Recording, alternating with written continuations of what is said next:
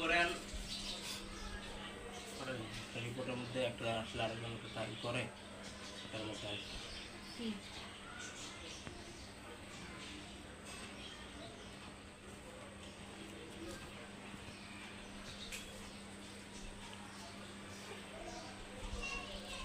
দাদা একটু মনোবল শক্ত রাখেন আর একটু এই খানা দানা যতটুকু সম্ভব বেশি বেশি আল্লাহকে ডাকতে হ্যাঁ হবে। আর একটু ওই আল্লাহরে ডাকেন। আর আপনি সুস্থ হইলে কিছু পরামর্শ আছে বুঝছেন দাদা, হ্যাঁ এগুলো একটু দরকার। এখন আমি একা অনেক কিছু বুঝি না, হ্যাঁ তো এই জন্য একটু এইটা ওই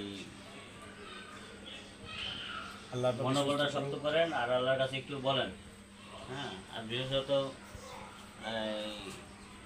অসুস্থ ব্যক্তির আপনার কাছে আমরা দোয়া চাই বা মাপ চাই এই কারণে, একজন ব্যক্তি যখন অসুস্থ থাকে তখন তার দোয়া কবুল হয়, বুঝছেন?